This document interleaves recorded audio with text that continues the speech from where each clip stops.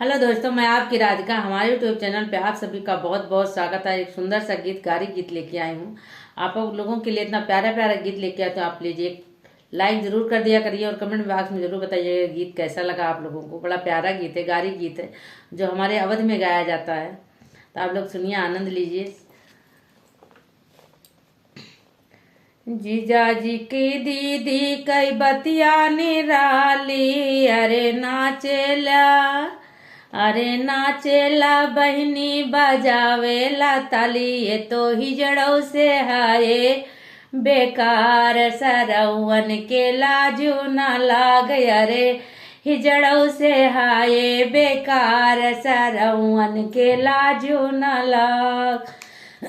समधी के दीदी जवानिया से पागल, समधी के दीदी जवानिया से पागल, लईके सोनरवा दुकनिया में भागल, लईके सोनरवा दुकनिया में भागल।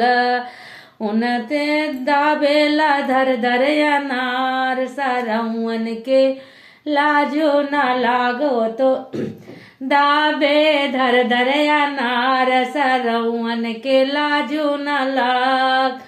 जीजा जी कई बहिनी के बतिया निराली, अरे नाचेला बहन बजावेला ताली, ये तो हिजड़ों से हाय बेकार, सरवन के लाजो न लाग।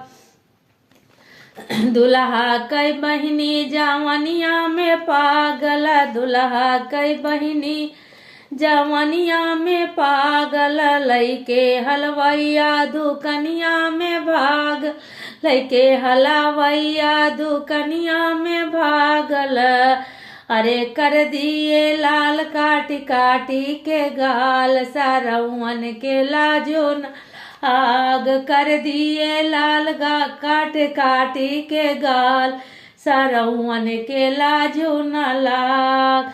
दुल्हा कई बहिनी कई बतिया निराली, अरे नाचेला बहिनी बजावेला ताली, ये तो हिजड़ों से हाय बेकार, सरवन के लाजो न लाग। अगुआ कई बहिनी जवनिया से पागल, अगुआ कई बहिनी जवनिया में पागल, ये तो लईके भागेली मलिया दुकनिया में भागल, ये तो लईके मलिया दुकनिया में भागल। अरे मलिया तो सूंघी सूंघी लई लई खुशबू कर दी हिस बेकार, सरवन के लाजो न लाग। मलिया लईके खुशबू सूंघ सूंघ कई दी हिस बेकार, सरवन के लाजो न लाग। दुल्हा कई बहिनी कई बतिया निराली, नाचेला बहिनी बजावेला ताली, ये तो हिजड़ों से हाय बेकार, सरवन के लाजो न लाग।